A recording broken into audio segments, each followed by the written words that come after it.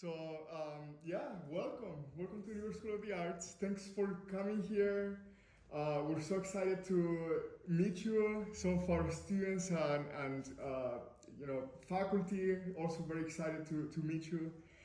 Um, so I saw that you are, you won a competition from Sphinx. Can you tell us a little bit about the journey of starting this practice and your education in classical music, and how that ended up with you meeting the Sphinx Foundation? Absolutely, yeah. Well, my music journey begins actually with my mom's musical journey. So she first was introduced to the violin and other string instruments in public school, probably around grade 6. And so a teacher came to school and said, this is a violin, viola, cello, and she chose a violin. So she went home. My mom grew up in Akron, Ohio. She went home and said, I want to play the violin. And my parents were like, I don't care about that. But my mom was very decided about what she wanted to do. So she went back to the school the very next day and she expressed her interest vehemently. And that same teacher who came to present the instruments is who offered to be her teacher for a number of years, and really her role model and mentor for a number of years, and taught her for free. And so my mom, sort of in her later life during college and post-college, first she went to college with her family, she actually was some sort of scientist of some sort. So her job was like working in a lab or doing something like that. She always loved music, but she wasn't a professional violinist, but always loved music. So fast forward to my mom beginning to have a family. She's moving to Virginia, where I grew up, and I suppose that move, plus her sort of moving more into the role of like being a stay-at-home mom, kind of had her thinking, well, what do I want to do when I'm home? And one of her thoughts was, I would love to have a family ensemble, a family string quartet specifically. And again, as I told you, my mom's very decided about what she wants to do, so she's going to make it happen. So my mom had 2 kids, not me yet, my older 2 siblings. She started them on violin. She started my oldest sibling at the age of 3 on violin. Whoa. Started my middle sibling at 2 years old because she saw my brother playing and just couldn't wait. And then my mom was pregnant with me. So at this point, my mom knew she wanted a string quartet. She was counting, okay, I have 2 kids, I play, and I have a 4th one coming. I have 3 violins so far, like I need a bass role in this ensemble, I need a cellist.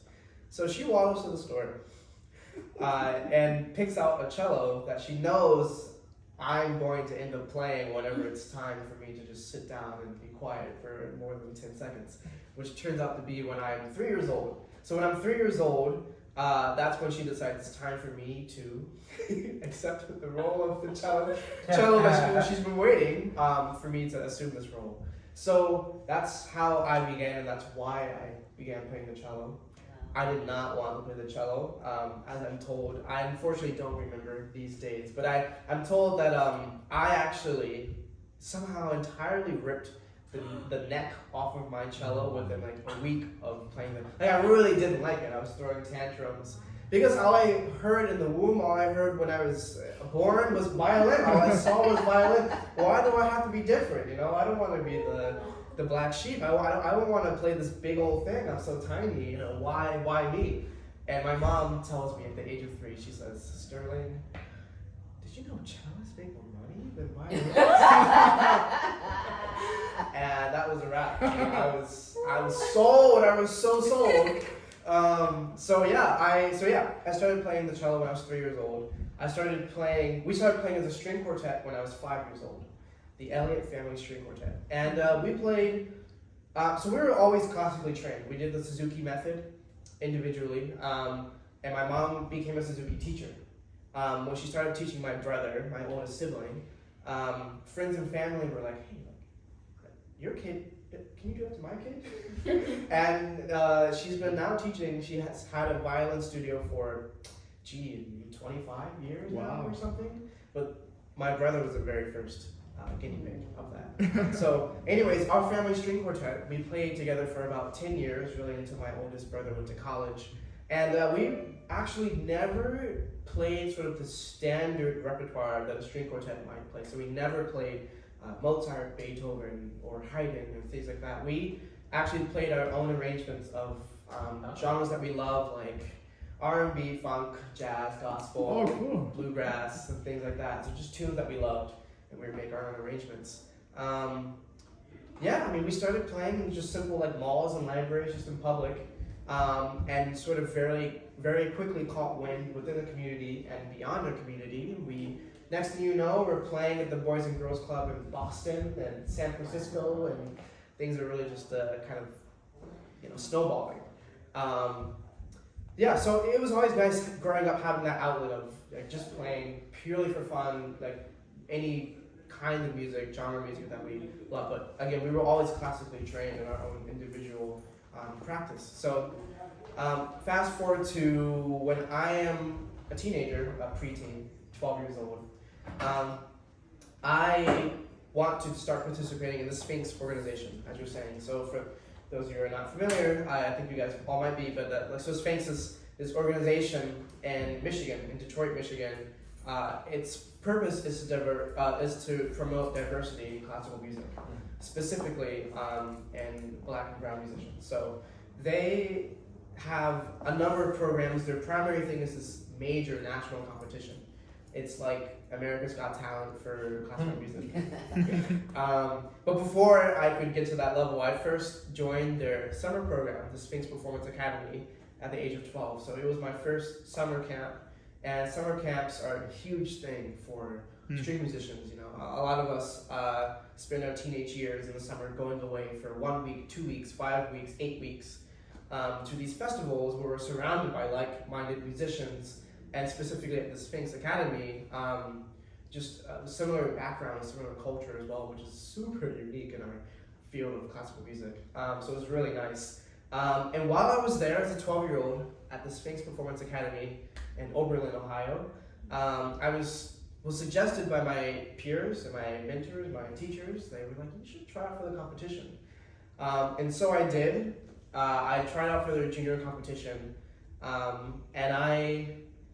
not everything worked so well at first. I entered as a semi-finalist when I was 12.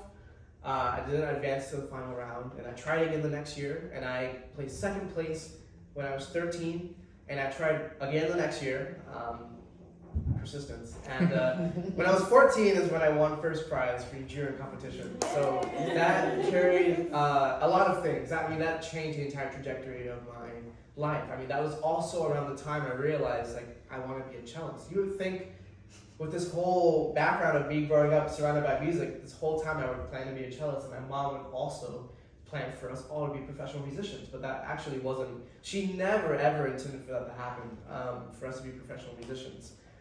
So it wasn't actually until I was, at this point, pretty deeply involved with Sphinx, and I had all these mentors so close to me, and I could ask them any question I could really want, and I could see them doing the thing of being a professional touring musician, that I really realized, wow, I want to do that. And then here I am winning the competition, and they will directly, as a result of that, put me on stage with professional orchestras across the country. So they really they opened the door and said, if you want to do this, we have this here for you, which was wonderful.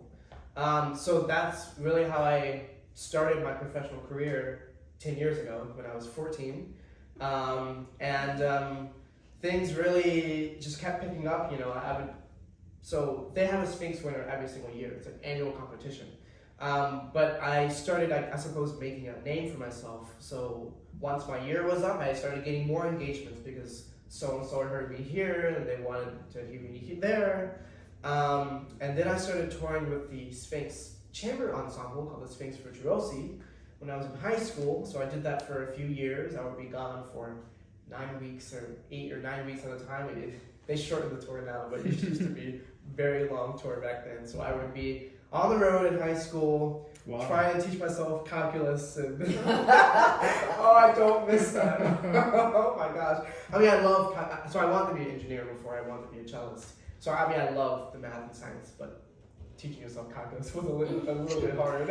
That's the interesting thing because a lot of the students that come here, Right. they have to manage between the academics, the school, and the music. And the music is a lot. It's a lot, right? Yeah. Not only the touring, but the practice and the you had a group, you had a family group, you had the Sphinx virtuosity. You were performing here and you were competing. So how do you manage the school and the music? Well, it was especially hard then. I mean, I had so many people on my side, whether it was, beginning from the very beginning, I had my mom, who was like a huge supportive figure, and she's the one who disciplined me to keep up with practice. I wouldn't have practiced at that age. I mean, there's just a lot of stupid things that you don't want to do when you're young that you really should do, whether it's like just eating your vegetables or brushing your teeth or taking a shower. And I put practicing, ridiculous things like that, I put practicing into one of those categories. It's just the kind of thing where as you mature, you assume a number of responsibilities, just like taking a shower, brushing your teeth, and as well as practicing. So I'm very grateful for my mom in hindsight. And how much do you manage to get for practice? So when I was young, I don't remember what I did before middle school, but I know for sure that in middle school and up, I did 3 hours. So in middle school, my school started late for some reason. It was like 8:20 start, first class or something. So I would do an hour before school, 2 hours after. And in high school, where it was like my first class was like 7:20, I would just do my 3 hours after school. And my senior year of high school, when I knew I wanted to prepare to audition for conservatories, I was practicing 4 hours. But again, I had so many, support systems. So my high school, who had experienced my older two siblings, my older brother, who also did the professional violin career, my principal was aware of my family and what we do. So he actually allowed me my senior year to take less classes because I didn't need to. I was taking AP classes and things like that, but my senior year, I was like, well, I'm only applying for conservatories. Yeah. The AP credit wouldn't do me, because the whole point of taking these advanced classes is so that you will have to do less of those classes in college. Yeah. The places I'm looking at don't have any science classes or math classes, so I don't need to take it. And my principal thankfully recognized that, so they allowed me to not take those classes so I could have more time to practice at home and also be on the road. So That's that was great. very kind. I love you sharing that because that's the age group that we are working on mostly in the conservatory program here. So I would love to share that, your thoughts on that. But so then after you make a name for yourself with the Sphinx competition, but you still have to make a name for yourself. It's not just win a competition and everything is given to you. Yeah. So what do you do after winning this competition? What were the next challenges that you had to overcome? Yeah, well, thankfully around that time, so this is before I even went to conservatory, I wasn't even thinking about necessarily a career. I had a career bubbling and forming, but I guess perhaps thankfully I was so naive at the time. I was just going out and doing, so I wasn't even thinking of those terms. But something I was doing that was essential to my career building. Again, in hindsight, something that I still do currently. I mentioned these summer festivals. So much of our field is about connections and who we know, and not in sort of like an active you need to know this person, so go meet them here. It's more of just like, well, when you go and perform, as I mentioned, someone enjoyed my presence, whether it was the music that I made or just who I am. They just enjoyed working with me, and so they would like to work with me again in different location. And in very simple terms, that's really how the music world works. You could be the best musician ever, but if you're a butthole, then no one's going to want to work with you. So when I was going to the summer festivals year after year, and I started making these connections, these friends, perhaps I have friends who are starting their own festivals or they want to form a chamber ensemble or things such as that. And maybe they enjoy working with me then. And so I was learning sort of subconsciously around that time why it was important to show up, prepare, and just in general be a nice person. Just to be a nice person, but also, for these reasons. Yeah. That's great. And you mentioned a little bit that you grew up with different genres. You were doing your own arrangements. What projects are you doing right now? Are you doing any projects right now that are both classical music, but also making fusion with other genres? Yeah. So I don't do too many things outside of, like, my career is pretty much really classically focused now. But even then, I don't really want to say that. I mean, like, part of what I do so much in my career is like expanding the boundaries of what most people consider classical to be, whether that's with just works that like have never had the light shown on it, or whether that be just new works that are classical works but people might not consider. So that's just kind of changing what people consider classical. But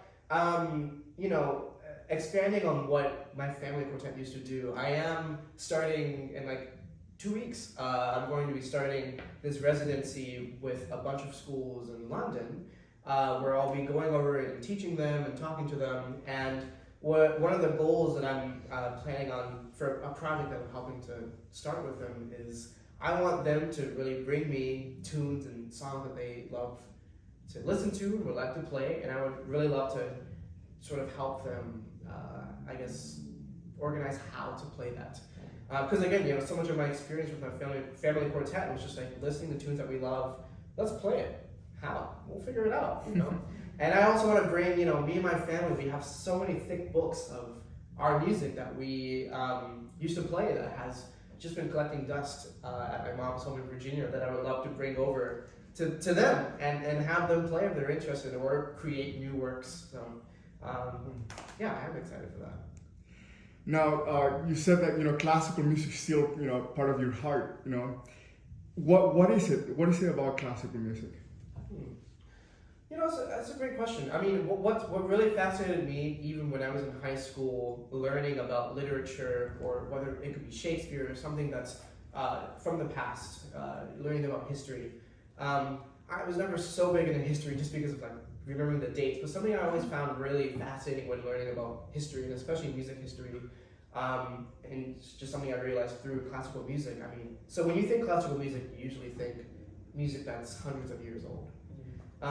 But what's really fast, and you also think, a completely different world without technology, without, uncivilized perhaps. There's, all these things, all these crazy things, no toilets, and, no plumbing, and no, but humans, we're still humans, and that mode of expression, whether it be through a number of different versions of art, specifically music in our case, that has not changed. And so I always found that really, fascinating, that whatever feelings I could be feeling today, whether it's like my worst day, my deepest sadness, or I'm super upset or jubilant, or those same feelings were expressed by people hundreds of years ago. I mean, when you think about it, it's sort of course, but when you're experiencing it and witnessing it firsthand, you think, how could this possibly be so profound? And it's like, well, I mean, these are the geniuses of hundreds of years ago. We have those geniuses today that we're witnessing, but I think that's why classical music is so amazing to me, because I love carrying through those masterworks that do represent some of the greatest creations of artwork of that time. Yeah. That reminds me, because when I was studying music, and probably all of us, and we talked about all this history and these revolutions in the 1800s, I didn't really understand it or appreciate it until I understood revolutions happening today, right? Mm-hmm. And then you say, okay, by understanding what's happening today, I can understand and appreciate history a little, at a deeper level, and see how Beethoven was transformed by this revolution and wrote this great piece. And it's happening today too, right? It's happening today too. 100%, yeah. So what is it that you think that classical music needs to do to push boundaries, or or is there anything that classical music needs to do? I definitely think so. Because I think when people think classical music, classical musicians themselves, actually, which I think is one of the biggest roots of the problem, is that they confine what they consider to be classical music to these dates, these periods, and these specific people, which is just not what classical music was ever meant to be. I mean, so what's also a really interesting thing about when you go back to, let's say, the mid-19th century, let's go back to Beethoven's time, so around like 1800, 1810. When Beethoven's writing some of his works that are now considered so famous, Beethoven's Fifth Symphony, or it could be some of Beethoven's late string quartets, these pieces were what we call, they were contemporary at the time. So, bye Justice, thanks for stopping by. Enjoy your lesson. Yeah, good luck in your lesson. Very kind.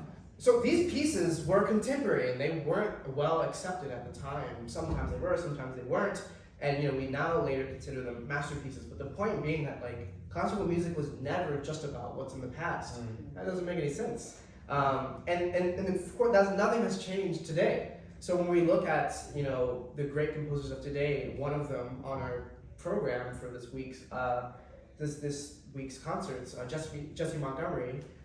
It's the exact same thing. I mean, we have a Beethoven in front of us in this very day and age, and some things don't need to stand the test of time for you to know if it's a masterwork or not. But for some reason, I think a lot of classical musicians, as they did 200 years ago, and as they still are now, are just they have some resistance to that idea, and I just don't understand how you can be absent of that forward-looking mentality and still be so passionate about an art form. It was never a conservative, traditionalist sort of thing. I mean, we would never have innovation throughout the different time periods of classical, romantic. It just doesn't. So that's I guess what I've always tried to do when it comes to expanding the boundaries. Also, people will very clearly sort of label whether something's contemporary or romantic and this and that, which is totally fine. But they will have very strong connotations towards each of them. So perhaps they don't want to go to a program that only has contemporary. They want to go to a program that only has what they consider classical, which is Beethoven and Mozart. And I mean, my biggest goal has always been to just see it all as one big amalgamation under classical music. So that's what I mean when I say I want to push the boundaries of classical music. I want it to just all be considered classical music. I don't want contemporary music to be, in some people's eyes, so far removed from classical music. So that's the goal. Yeah. Can you tell us a little bit more about the program that you're going to be performing on Sunday? Yeah, sure. What I'm going to be performing this week with the New Jersey Symphony is Schumann's Cello Concerto. This was one of the last works that he wrote before he passed, and it was written. Well, most everything that he writes towards the end of his life was written sort of in a furious passion of inspiration. So he usually finishes these works in 1 or 2 weeks. In the summertime or something, he just goes mad and just writes these amazing masterpieces. And this is one of them. This is also around the time when Schumann was suffering with severe mental illness. So, for example, he put the finishing touches on this work just a few days before he made an attempt on his life. So he was hearing a number of voices telling him to do things, and so there's a number of speculation as to what he suffered from, but he was certainly suffering. And I think a lot of that is clearly presented throughout the work. It's so unique and different from your typical concerto that might start with a first theme that's upbeat and has it's heroic perhaps, thinking pieces like the Dvorak Cello Concerto or Saint-Saëns or any other violin, Tchaikovsky or something like that, Tchaikovsky Piano Concerto. This starts somber and melancholy, very lyrical as well. And it's almost always just kind of meandering, wandering. It's like the piece itself doesn't really know where it wants to go. There's also this component of it's always switching between these two modes of this fantasy world, and I perhaps struggling to grasp what is reality. So this there's some times where it's just flush flowers and fairies and like you're in the clouds and then you're suddenly like back to business. And the way that he does it is so seamless. The whole piece itself is seamless. Another unique trait of this. Most concerti come in 3 very distinct movements. You play one movement, you stop. Second movement, stop. Third movement. Some pieces might have second movement, but they write attacca, which means continue on to the next. So it's still a separate segment, but they want you to go without time. This is none of those two. It's all one movement. There are 3 distinct areas with different kinds of music, but it all transitions seamlessly throughout one another. So there's no end at any point until you get to the very end of the piece. A piece which she actually titles a concert piece, so it's not even technically a concerto. There's just so many unique things about it, and it's always had a place in my heart as one of my favorites. No, sorry, my absolute favorite cello concerto. My very first time performing the entire work was just a few days ago, and I'm really excited to do it 4 times this week. Yeah, that's great. Well, I want to open it up for anybody that wants to ask any questions.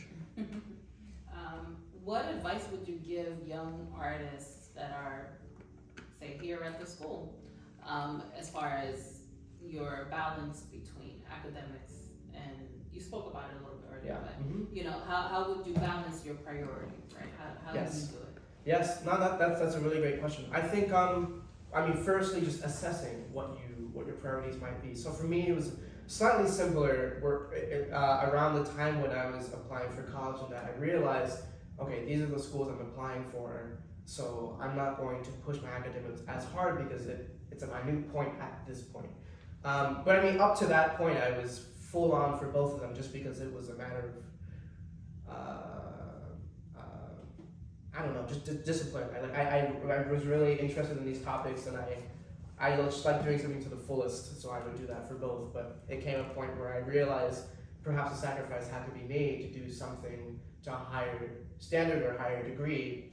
So that could be said for someone who's maybe doing a number of extracurricular activities, which are all wonderful. You could have interest in all of them, and you could do all of them, but perhaps recognizing the fact that if you want to really excel at 1 or 2 or 3 things, you might need to sacrifice your time for one thing. The other way to think about it, I think nowadays especially, it's more common to do perhaps not the conservatory route, but do a dual degree, so maybe music and something else. And so, it's always helpful to just talk with your administrators, your teachers about that and what you might be pursuing. Whenever I've struggled with feeling overwhelmed with workload, and feeling like I'm kind of alone and that my teachers are almost out to get me and I have to do this, sometimes, they'll be kind enough to come to me and say, how are you doing all right? We can help you. But had I just come to them and told them what's going on, usually they would be willing to help, willing to make things work. That's something I struggled with in college, is just like not recognizing that most people that you're surrounded with, especially your teachers and mentors, are there to help you. And so you're not alone in your struggle with work. So. Thank you. I have a question. Yeah. It's kind of a cheesy question, but I feel like I'm curious with you specifically because you've done so much already in life. So, and I know you mentioned how you weren't, or it wasn't really until like your senior year that you were like, I want to be a cellist. So where would you, if you do, or if you're looking that far, where would you like see yourself like 5-10 years from now? Like, do you want to continue what you're doing now, or are there other things that you're like, oh, that'd be cool if I could do that? Or Yes, that's a great question. So in 5 to 10 years, I still see myself, so I don't think I would, at any point in my life, I would see performing as not a majority of my career. So I always see it as a majority of my career. However, so right now, the teaching that I do is on the road, is a little bit sporadic. And so my 5 to 10 year goal would be to establish like a teaching position somewhere. But I guess I don't want it to completely take over my performing career. So ideally, what I really would love to do, and I don't know how I'm going to do it, but I'll find a way. I want to establish a base somewhere. It could be a base where there is arts and other sort of cultural institutions that are in the beginning stages of being formed, or it could be somewhere that is absent completely of that. And I would just love to, just land somewhere and just start cultivating and just start building, start growing a base and just start teaching and being in the community. And I guess I really want to be, I want to set my roots out in some communities, what I want to do. And it's great now what I do as well, bouncing around from city to city every week, but I would love to, I imagine that I would be able to have a longer lasting effect on those I encounter, whether it be students or audience members, when I have a sort of home base. So that's the goal. Cool. Yeah. I'm sure that'll be possible. Yeah. So I want to know, well actually let me not, Papa, what did you have? Yeah, I have a question for you. Yeah. Can you tell us an experience with one of your teachers, Mm-hmm. something that you liked about them, or? Yes, totally. My teacher all throughout college, Joel Krosnick, he was the cellist of the Juilliard String Quartet for almost 40 years. So he's like a second dad to me. I love him so much. And what I really love about him, he's renowned in the cello world and the music world. But what I really love about him, and especially as I go out and meet a number of his students from decades ago, and seeing his studio now, meeting all of his students, there is not one way that he sort of teaches or all of his students sound so drastically different, which is a little bit unusual. You don't go into a studio, one teacher's studio, and observe your students, and they'll never all sound the same, but they might have similarities but in Krosnick's studio, because his teaching sort of philosophy is he really loves the individuality that one person brings, and he sort of seeks to cultivate that. So he really takes what you bring to the table and just helps you explore that. So at times, if you're someone who needs to sort of be beat upside the head and told what to do, he could not be for you, because he will almost never tell you what to do. He might even suggest things, but he really just plants seeds for thought, which is so inspiring when you go back to the practice room and it just makes you think more and more. And I mean, it's great for that reason of you feel like he's just on your side no matter what, but also just you learn how to sort of teach yourself and come up with become your own musician. So I guess in a really amazing way is teaching us or inspiring us to find our own voice in the most organic way, which I just think is, I want to be like him as a teacher. Thank you. Yeah. So my question is kind of related to that. What was, whether it was your mom or your professors, who was it that planted seeds for you to be a business person in addition to? Because you can't do what you do at the level that you do it and not be running a business. Okay. Yes, that's a great point. Well, I mean, thankfully, that's a really great point. I mean, so I had mom as momager for a number of years, but Sphinx has really, thankfully, sort of taken the role of that ever since I became involved with their junior competition. They were always sort of the people running things from behind the scenes, so that when I was young, I could just, willy-nilly go and just smile and play whatever I wanted to play without sort of the knowing what it took to make these things run. And more as I've gone through college and now I have management, they still deal with that, but I think it's important for me as I begin to have my own initiatives and my own ideas to understand how things work, so that when I want to do things and talk to people who might be able to help me make things happen, I can know how to go about that. So to be completely honest, it's been more of a recent thing, and it's still ongoing because I do have these wonderful people who sort of take care of it for me, and I mean managers, I guess I pay them to do that, but still, to be completely honest, that's like almost a current, and within the past 2 years, big part of my learning now is I don't want, if I have a negotiation or something that needs to be dealt with or proposition, I don't want to just turn to my managers and say, you deal with it. I want to know how it works as well. And as I'm working on the beginnings of some big projects coming up. That's one of my goals for myself. So, How are we doing on time, Jason? We still have, it's 45 right now, so maybe like 10 more minutes. Yeah. Could you play something? yeah, sure. Great. Could you play something that your family band played? I'm curious what pieces you all were. I can play something. I'll play something inspired by him. I'll tell you about the piece. And tell us the story of the cover, your cello cover. Oh, the cover is just something from Instagram. The cello itself is a more interesting story. So this is Ginger. She's made by someone named Gennaro Galliano, Italian maker in the mid 18th century. And because of her varnish color, as well as the two initials of the maker's name being GG, that's why I named her Ginger. For alliteration sake. I mean, she's been my faithful companion for like 2.5 years now. Not a little bit over 2 years, like 2.5 years now. And I acquired her through the gracious help of a benefactor through Sphinx. Robert Frederick Smith, if you guys have maybe encountered him or not, he's a big part of the arts globally. He's board chairman of Carnegie Hall, and he's been a big part of Sphinx for the past like 7 or 8 years. But he's the one who helped me, who supported me in acquiring this cello, which is miles out of my budget range. So. Many thousands and millions of miles. But the piece I'd like to play for you guys, it's a piece called Giulio. And it's by a cellist named Mark Summer, who is a cellist of the Turtle Island String Quartet. So this quartet is known for, I guess for also pushing the boundaries of what is classical, which is wonderful.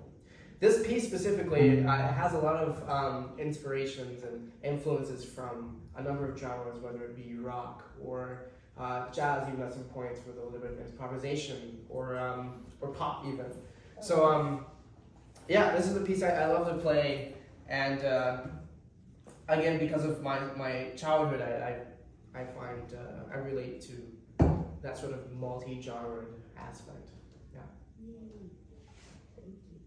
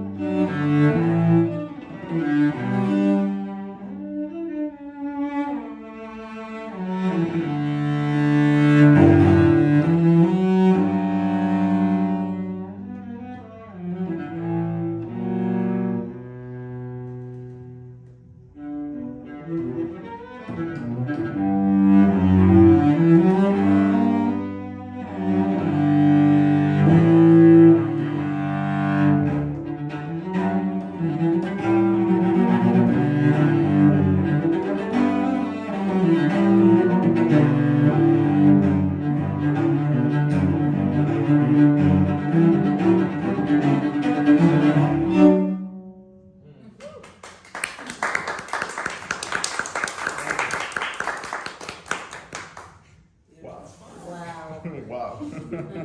Thank you. That was amazing. Thanks. And who's the composer again? Composer is Mark Summer. Mark Summer. Yes. Julio. by Yes. Mark Yes. Summer. Wow. Wow. Yeah.